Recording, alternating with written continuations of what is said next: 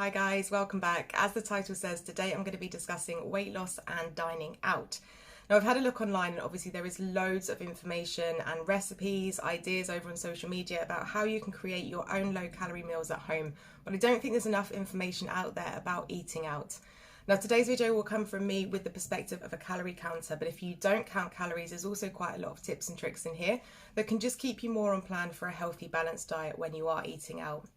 I think it's really important to do this video because I get a lot of emails and a lot of messages from people asking, well, what do I do when I eat out? How do I count calories? And I think it can be quite a daunting thing if you're in that real sort of motivational weight loss mindset and you're doing everything you can and you're sticking to your plan.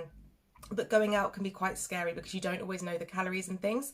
You want to be careful that you also don't isolate yourself. You don't want to start not going out with friends or not dining out with people and family because you're trying to stay on plan. So there are things that you can do that can help keep your diet a little bit more balanced when eating out. First thing I want to say before I get into some tips and tricks of keeping it low calorie is that if this is something that you're doing just every so often, or if it's for an event, if it's for your birthday, if it's for a family member's birthday or a hen party, if you're really looking forward to going out for this meal, just enjoy it.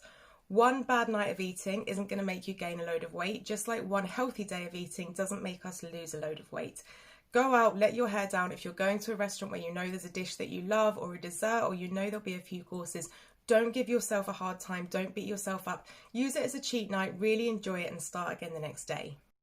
That being said, if it's something that you're doing a lot and you're going out all the time, or you're just really motivated at the moment and you want to stay on plan, you're going to feel better about yourself by going out and staying on plan. There are a few things that you can do, some tips and tricks that I'll share with you now to keep things a bit lower calorie. My first tip is before you go, have a look and plan where you're going. Now, when I was calorie counting, I was really on it and I didn't want to ruin it by going out. I found some great UK restaurants which offer a 500 calorie or less menu. These are Pizza Express, Zizi and Prezzo. So they're sort of the Italian chain restaurants in the UK. Now I would always opt to eat at one of these when I was calorie counting because they all offer the 500 calorie or less menu. You can have pizza, you can have pasta, usually there's a meat dish or two on there as well. But all of the effort's taken out of it then. You know what you're going to have, you know it's under 500 calories so you can eat some more during the day. You've only got to budget that 500 calories for the evening when you're eating out. Also, the ingredients that they use are lower calorie, so you still get a big, decent amount for that 500 calories. You can also have a look before you go out somewhere online at their menus as well. Now, Wagamamas and Harvester and Nandos, they all print their calories online with their menu. So if you don't want to be sat in a restaurant thinking, oh God, people are going to be judging me because I'm trying to work out how many calories are in something or I'm not too sure what to order, do in your own time before you go. Have a look online. A lot of restaurants do already print the nutritional and the calorie information up there. So you can at least have a quick look at the menu, see what kind of things are sort of your safe foods, what's going to be in your calorie count for the day. But do it in your own time before you go. So there's no pressure on you to be asking waiters or waitress if they do have the calorie count. You can find most of this information online. My next tip would be to avoid multiple courses. I think we sort of have this idea in our heads that when we eat out at a restaurant, you have your starter, you have your main, you have your dessert. But you don't always have to be having 3 courses. If there's a dessert that you want, if you have a sweet tooth, a good idea can be to have a starter as your main and then have a dessert. Or if you're like me, I sort of a bit more savoury. I do have a massive sweet tooth as well, but when I eat out, I like to enjoy a main meal. So I would opt just to have one main meal, but don't put pressure on yourself if everybody else is having 3 courses. You don't have to keep up with them and enjoy 3 courses as well. Adapt it to how you want it. Restaurants often don't mind if you order a starter as a main. That's usually no issue at all to them, so they can bring that out. And talking of starters as well, another thing that I used to do and what I do now if I want to keep my meal quite light is I'll order 1 or 2 starters instead of a main. If I know it'll be quite a big starter, then I'll just have that as my main, but sometimes I'll order 2 small things. Because usually the calorie count of 2 small starters will still come out less than that main meal because it hasn't got all of the things that go with it. One of the biggest ways that you can keep your calorie count low when eating out as well is to see how the food is cooked. If you're trying to keep your calories low, you want to avoid fried foods, things like fried chicken, onion rings, chips. If you can swap those for things that have been baked or boiled.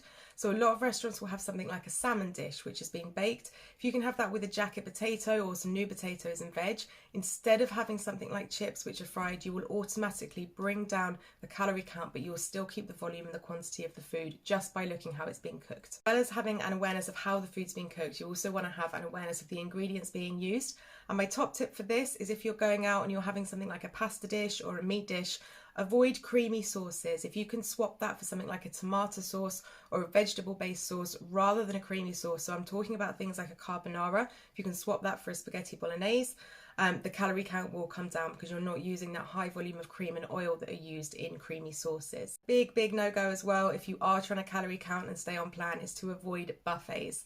Now, as I'm filming this, we are still very much in the midst of coronavirus and lockdown, so at the moment there absolutely aren't any buffets out there at all, for obviously for social distancing reasons, and cross-contamination. They don't want people sort of touching the same utensils.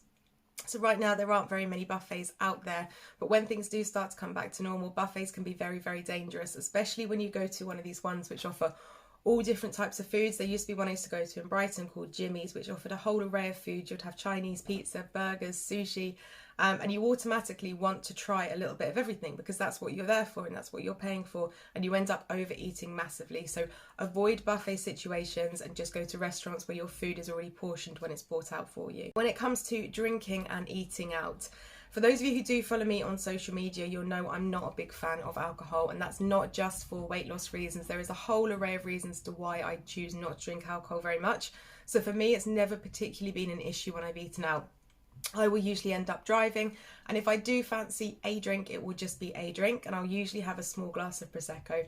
There's not too many calories in one of those, but do be aware when you're out, if you do want to enjoy a drink, there is nothing wrong with that, but be aware that there are calories in the drinks that you're putting in you. So you don't want to be ordering things like big cocktails because they are often full of sugar and full of syrup. The calorie count is going to be way higher than if you just have a simple glass of wine, or even better, a spirit with a low calorie mixer. So you could have something like a vodka and Diet Coke, a gin and tonic if you're using slimline tonic.